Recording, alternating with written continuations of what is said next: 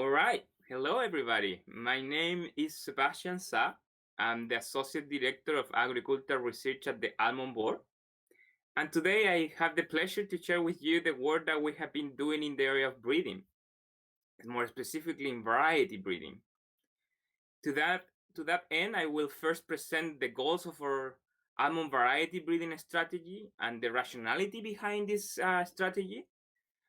And second, Phoebe, or UC Cooperative Extension, will present the latest result of our ongoing regional variety trial.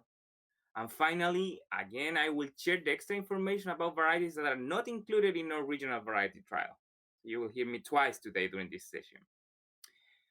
With the later part, me presenting and sharing with you our newest strategic collaborations in this area and what we expect to get from them. So, by way of introduction, I would like to go back in time and recall that the main driver for variety diversification from the supply chain point of view evolved primarily due to the need for pollinizers of nonpareil. So almond variety diversification again evolved primarily due to the need for pollinizers of nonpareil, which you can see in this rectangle here, where with the white bars there are nonpareil, and the gray bars illustrate the need of a 50% pollinizer to set fruit, given the incompatibility, the self-fruit incompatibility of nonpareil. And of course, there are other factors that promote diversity, like leveraging equipment use during harvest, niche market opportunity, and resilience. But I think there is no question that the main driver was the fact that nonpareil is not self-compatible and therefore needs pollinizers.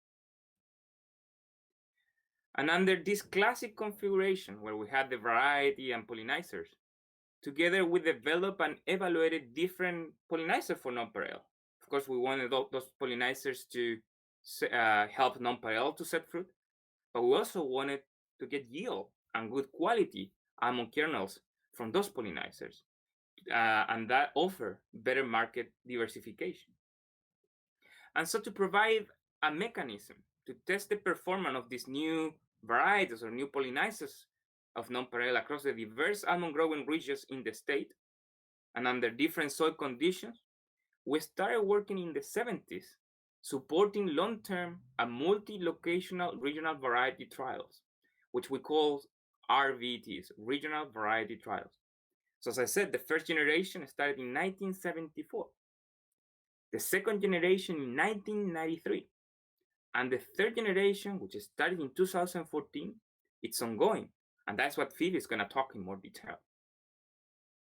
But I want to point out that as a result of all these performance evaluations, all but one of the top 15 current California almond varieties ranked by total market share have been included at least in one of these past or current regional variety trials.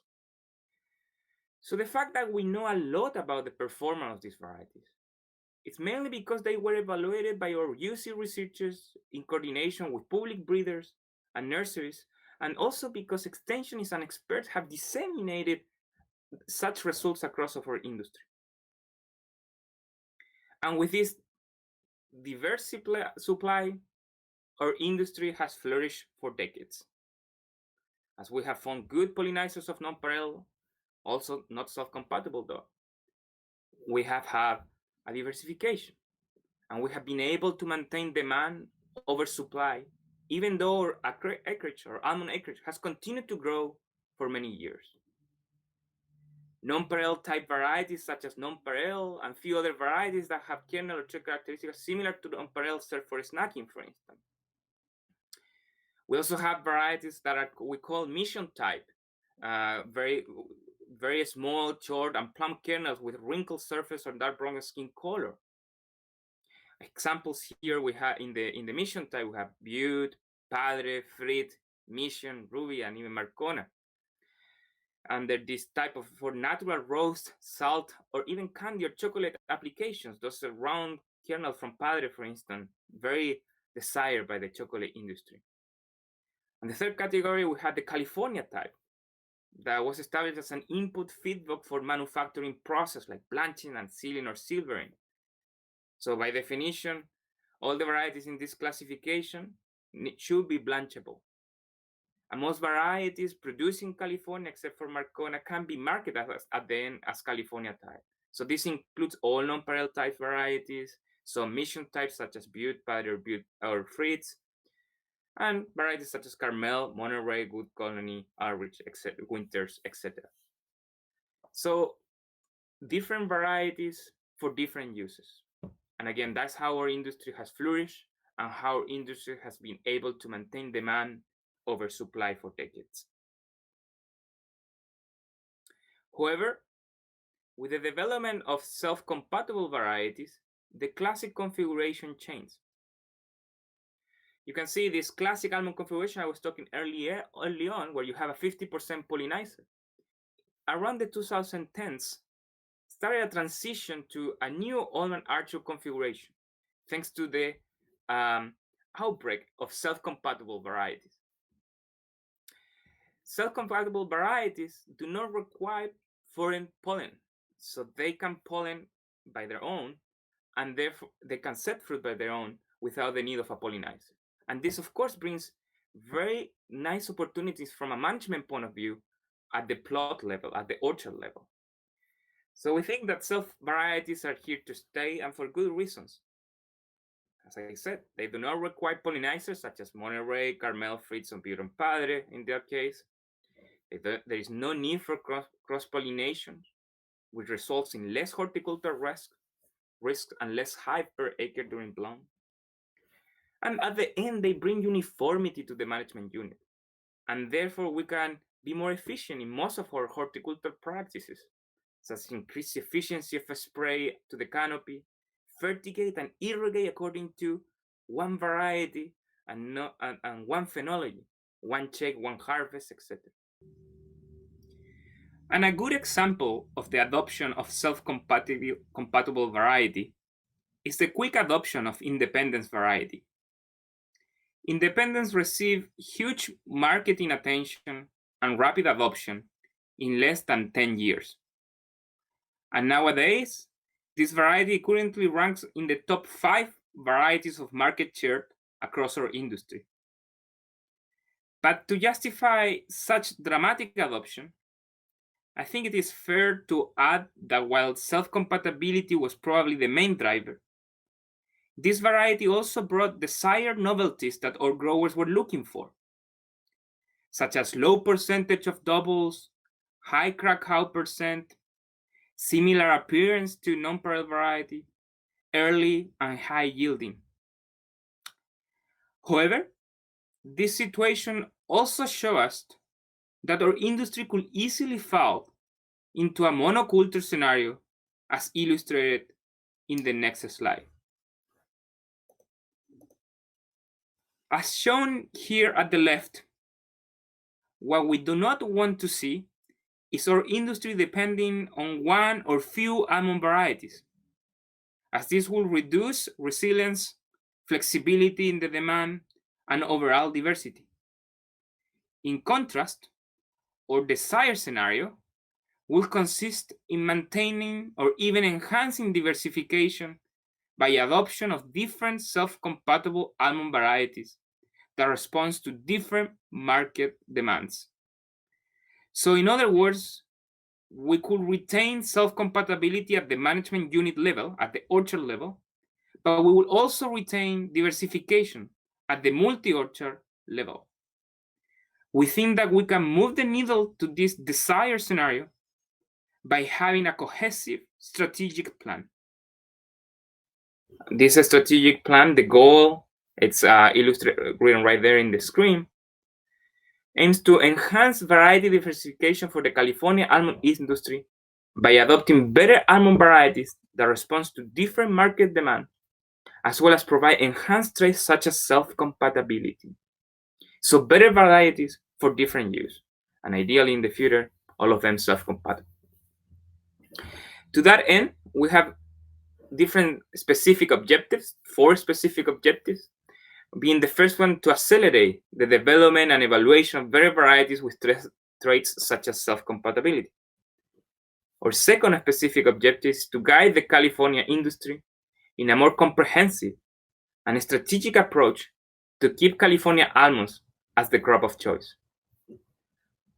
Our third objective is to integrate almond quality and sensory characteristics as part of a stepwise process to detect the best varieties. And finally, our fourth objective is to implement a strategic outreach plan among the different stakeholders in the supply as well as the demand chain. And a couple of actions that I would like to share with you. It's, for instance, this one, the one that you can see here in the slide, what we call the Almond Crackout event. Held in November 2019, this event brought together public and private breeders, growers and handlers, holders, chillers, researchers, extension, you name it, for an opportunity to sample more than 60 varieties around the world. We brought varieties from Spain, from Israel, from Australia, from our public breeding program from USDA and UC Davis, from private nurseries that wanted to participate. And it was a quite an interesting event where we had the opportunity to discuss what does it mean almond quality, what does it mean a good variety from different point of view along the supply chain and the demand chain. And I think we concluded that new almond varieties need to respond to a variety of needs ranging from grower to market demand. So this means that finding different but ideal varieties for our industry is certainly a complex task. In other words, almond variety is really a blend of perspectives.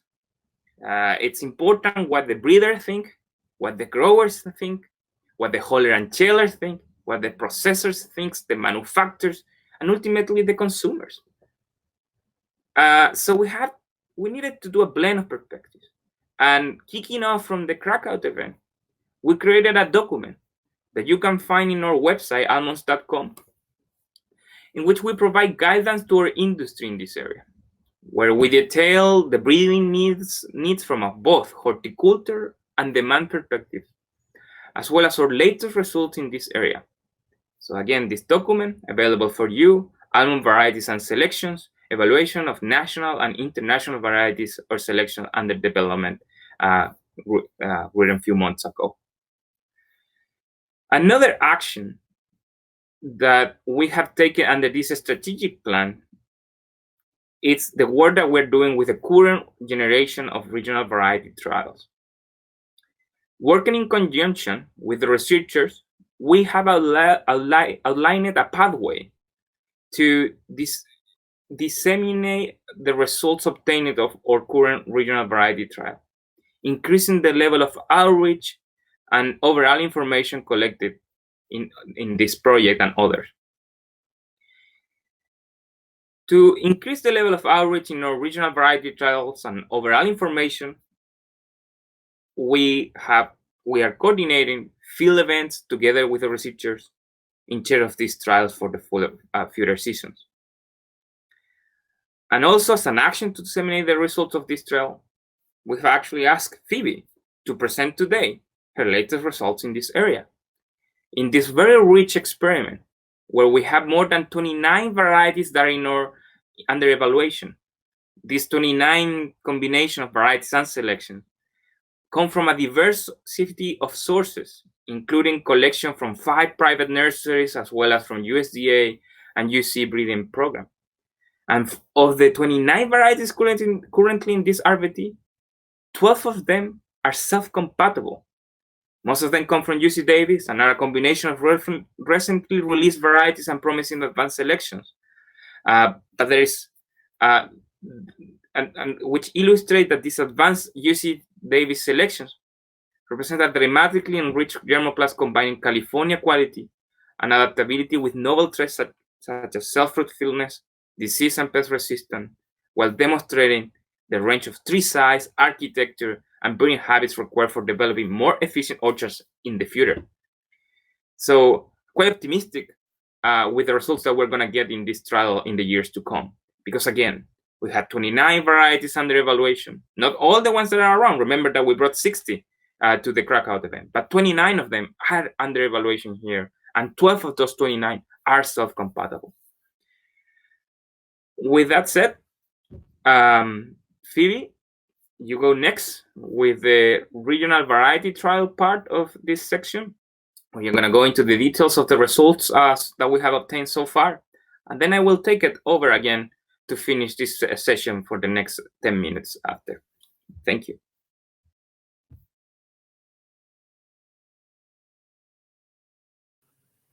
I'm going to be talking today about the regional almond variety trial. And so what we're going to be sharing is results through whole split 2020. And so we're not sharing any of the yield data from 2020.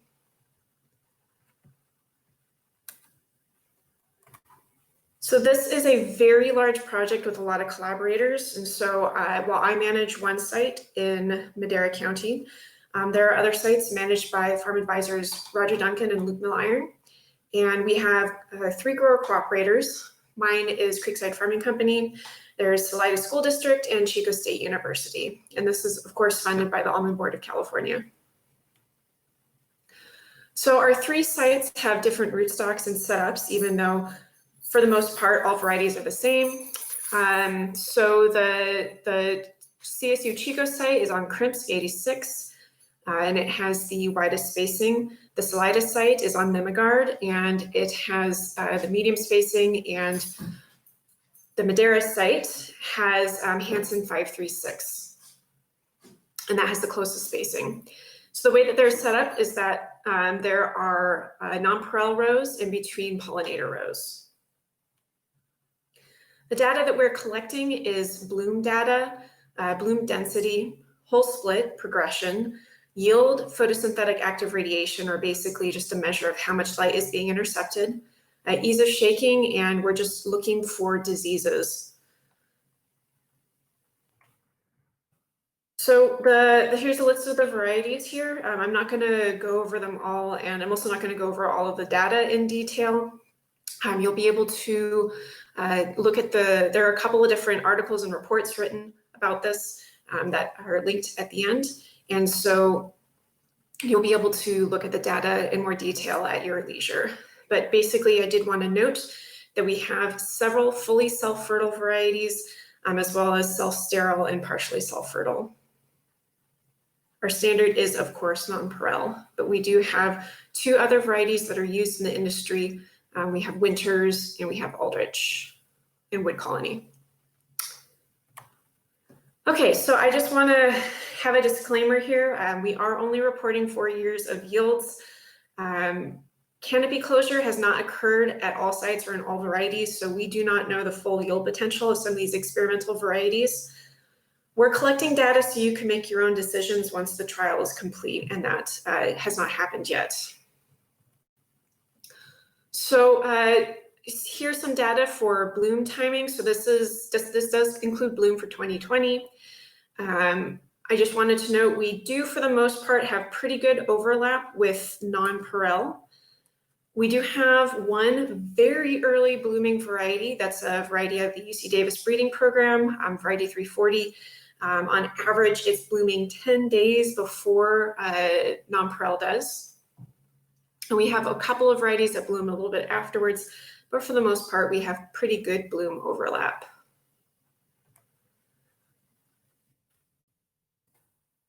Bloom profusion, we do have a wide range. Again, I'm mostly just sharing that we're taking this data, but we are interested in looking at bloom profusion because we want pollinators that have a lot of flowers to provide pollen for whatever your chosen or you're not, usually it's just nonpareil, but we're looking at that as well. We can also use bloom profusion if we get really poor yield in one year. We can look back and see if the flowering wasn't looking so great. But I do want to note that this is also a subjective measurement. We basically go out and we rate what looks like it has a lot of flowers and what doesn't look like it has a lot. So it's really obvious to tell what's the really good bloomers or what's the really poor bloomers. Whole split, we have a wide variation between varieties. We have a couple that tend to split or initiate and finish whole split around the time that nonpareil does. But for the most part, we have varieties that complete whole split after nonpareil. I've highlighted nonpareil and winter, so you can just see relative timings. There are some differences between the site. In general, varieties take longer to split in Madera County than in Butte and Stanislaus counties.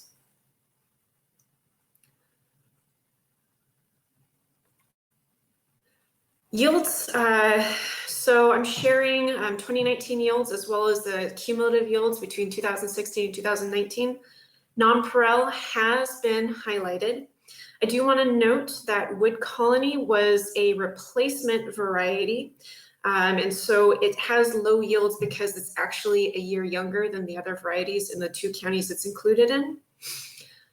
We did have some issues with bacterial blast in Butte and Madera counties in 2019. And so we think that yields have taken a hit in those varieties. And so, but I did want to note we have some, I guess, again, these are early yields. We do have some that are yielding higher than nonpareil.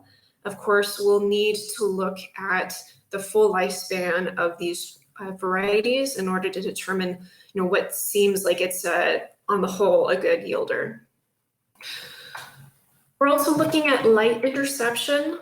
This is not just a measure of canopy closure, but on the next slide, you'll also see that we are looking at light interception and yield together to see what might be a variety that might be small, but is still yielding well, considering its size. Madera County, due to its closer spacing, does tend to have higher light interception than some of the other 2 counties, but Butte is at least catching up. Stanislaus County did have some issues with bacterial band canker, and there was an issue with, well, I think it does have an issue with band canker, and so there have been a lot of trees lost to that in the Stanislaus site. So yield efficiency is taking into account yield and light interception. And so this does show some interesting results. You can see that, so Madera County does have, at least 340 has very low yield efficiency in Madera County. It's a large tree, but again, if you remember back, that is a variety that blooms on average 10 days before nonpareil. It's the only tree blooming, at least at the Madera site, during that time. And so it doesn't really seem like there's a good pollinator for it. But you can see there's a wide range in yield efficiencies. All right, so for the disease observations, we've had some diseases pop up in almost every single year we've been observing.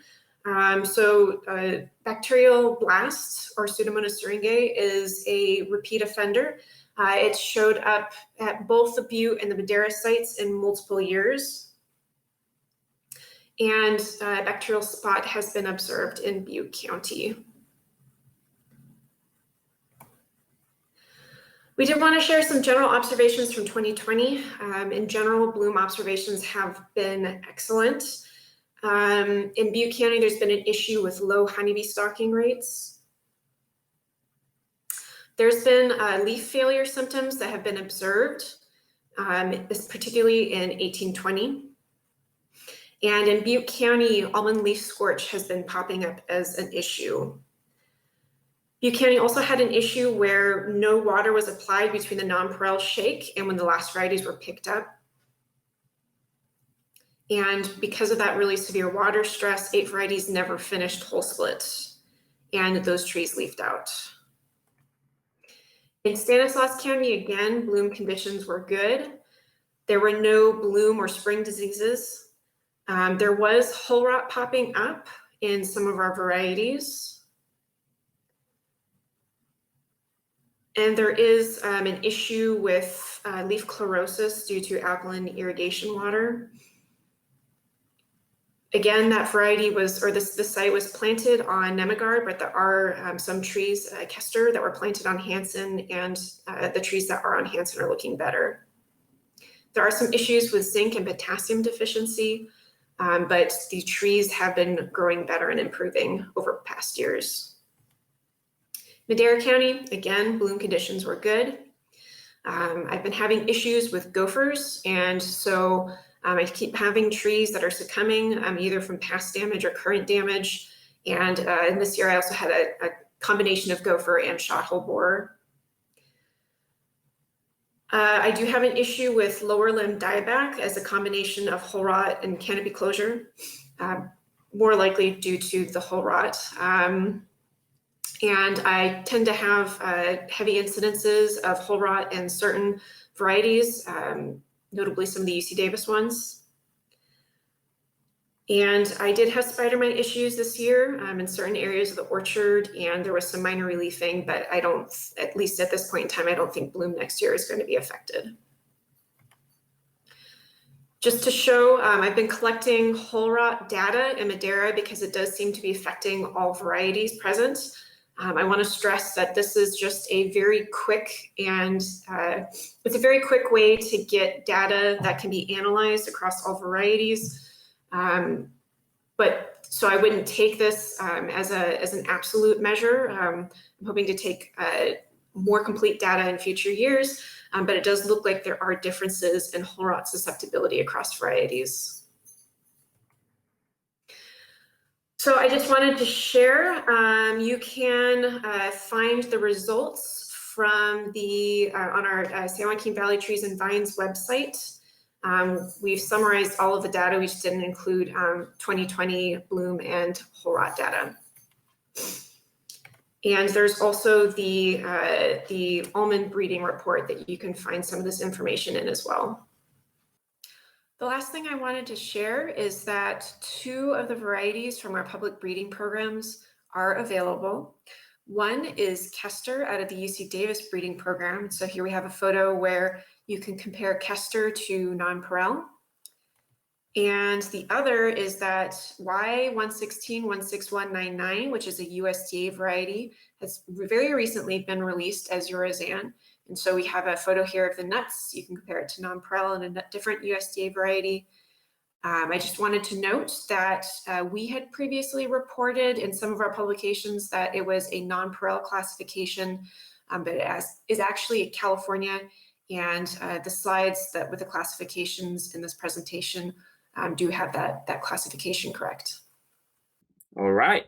Well, thanks, Phoebe, for your presentation. Very interesting, and thanks a lot for sharing the result and the time and dedication that you and your team definitely take to collect the data, analyze and interpret and provide the latest insights to our industry.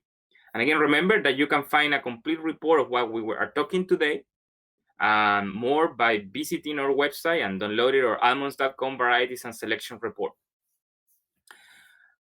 Also in that report, you can find a section that refers to varieties that were sampled during the Crackout event, but are not currently part of the regional variety trial information that Phoebe just presented.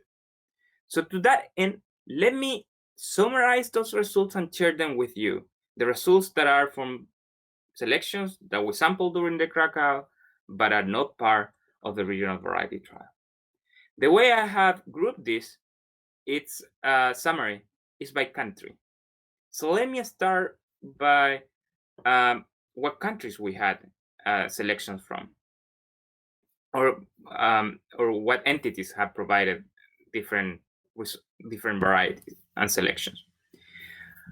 I'm going to be talking about 6 varieties from IRTA, 5 varieties from CITA, and 7 varieties from CIBAS, being IRTA, CITA, and CIBAS, all 3 different Spanish centers breeding programs. We also have 1 variety from the Volcanic Center from Israel, 6 varieties from the Adelaide breeding program in Australia, 2 varieties provided by Zyger Genetics from California, and 2 varieties provided by Burchell Nursery.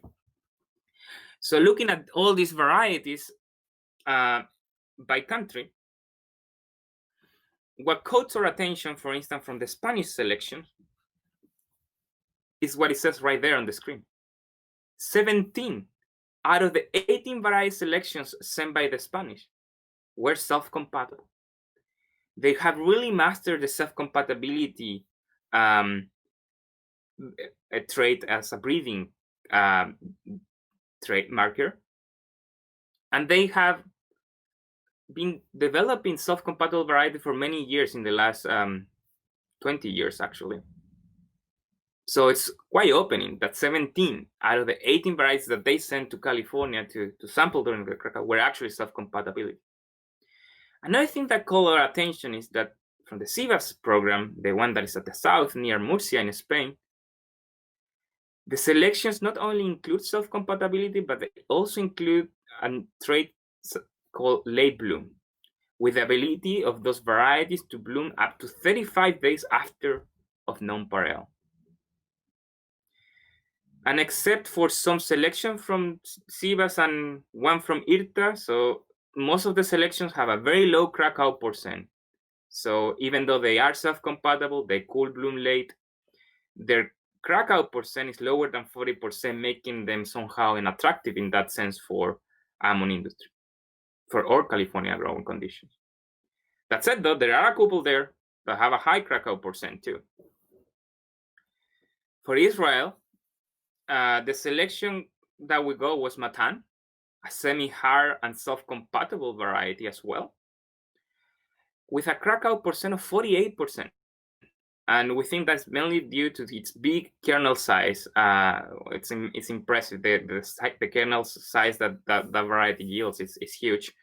And that's why, even though it's a semi-hard variety, the crack out percent is around 48%. Going to the Australian selections, the 6 varieties that we got, they all bloom around nonpareil time. And by the way, I should mention, most of this information comes from the literature, from the evidence that has been tested in outside of California. So definitely for the ones that we identify as candidates, we need to further evaluate them under California conditions, the ones that we identify as promising candidates. So again, the 6 varieties that the Australians sent, they all bloom around nonpareil time. 4 out of these 6 varieties are self-compatible, while Rhea and Maxima are the only 2 that are not self-compatible. Vela and Rhea are soft-shelled and have a crack out percent similar to nonpareil. So we're talking here about 58, 53% respectively, with Maxima, Rhea, and Karina obtaining a total score of 30 points or more for the hedonic sum of all sensory measures during the ABC crackout event. Again, in this crackout event, we had the opportunity to taste with the participant the different almonds varieties, do a blind testing. It was a very small sample size, but it just gave us a preliminary information on how the varieties test, and Maxima, Rhea, and Karina scored very high in the hedonic sum. And the last bullet I have here as a summary is that Vela is harvested after nonpareil, which also could bring the opportunity to expand the harvest opportunity, the harvest window in our industry. With regards to the California selections that we obtained during the crackout and that are not part of the regional variety trial, we have Independence, Shasta, Selection 5ZR754 from Zygers, and Pyrenees from Barshall. All of them are also self-compatible. They have a high crackout percent and a low number of doubles, according to the reports from their breeders. So again, very interesting to see that all the new selections coming out are self-compatible. They all bloom relatively close to nonpareil, different from the Spanish ones that can bloom later in that sense. With Pyrenees and 5ZR754 having a harvest date around 2 weeks after nonpareil, and again, interesting in that sense, given the fact that our main varieties like nonpareil and Independence our harvest at the same time, and we really need to look for, as an industry, for ways to open that window, the harvest window, and leverage our operations from the growers' point of view, as well as from the processing wholesaler and chiller point of view. So all these self-compatible varieties also have less vigor than nonpareil, according to what has been reported. And this brings an opportunity to evaluate the performance under off-ground harvest systems, where we may look for orchard configurations that have a little bit of less vigor. So another interesting fact. Pyrenees was the only one of these ones that obtained a total score higher than 30 points for the hedonic sum of all sensory mirrors during the ABC Krakow event. So all that summary brings me to the summary of the summaries, this table, where we have put together the varieties of selection that are not part of the current RVTs and whose performance may be further evaluated in California growing conditions, as they are already meet the following screening criteria. First, they are self-compatible. Second, they have a Krakow percent higher than 40%. And third, their doubles are equal or lower than 10% kernel doubles. So that gives you a table of 1, 2, 3, 4, 5, 6, 7, 8, 9 varieties from different sources that look like promising candidates for further evaluation, besides from what we're evaluating in the regional variety trial. So with that in mind, and in coordination with California nurseries, and realizing that some of these 9 selections of varieties are not in California, are not planted in California, we have coordinated with international breeders and with the Foundational Plant Service to speed up the introduction of those following selections and evaluate their performance under non-exclusive licensing agreements. So we think it's our responsibility, when outside material looks promising, to double check if that material actually is promising California almond condition, and avoid thus any potential risk that a new variety outside of California start to be popular and we have no information about it. Finally, another action under this strategic alliance and the strategic plans is the strategic alliance with the UC Davis Fruit and Nut Center. We have been working all this year, or this calendar year, with the Fruit and Nut Center Research and Information Center to develop in a format and maintain a user-friendly website the latest result of our program. There is a lot of information, 60 varieties that we brought in one event, the results from one project in performance, the results of other projects in breeding. And what is great to have as much information, it's also important to have that information consolidated, organized in a logical manner, easily available and friendly available to our growers. And that's what we're trying to do. That's why we're working with UC Davis, taking a long-term approach in coordination with all different projects to develop a new website, to develop fact sheets for UC and USDA selection, whose performance in RVTs is in the top tier for this public breeding program. So as soon as we start to see top candidates, we can work in parallel with the breeders, with the public breeders, to develop fact sheets that could summarize the characteristic of the varieties. We hope that we will launch this website by spring 2021. Here's a little bit of a snapshot of the introduction website, and a couple of the graphics that will be displayed as part for the group, as that the user can display as navigates through this website. More to come, but again, a lot of work done so far, and thank you very much to you for paying attention to this talk, but also to the researchers and collaborators and nurseries and the work group members, specifically the Orchard Tree Rootstock work group members, where we meet, we discuss, we analyze, and we move forward for the betterment of our industry and under the umbrella of a strategic plan. So thank you very much.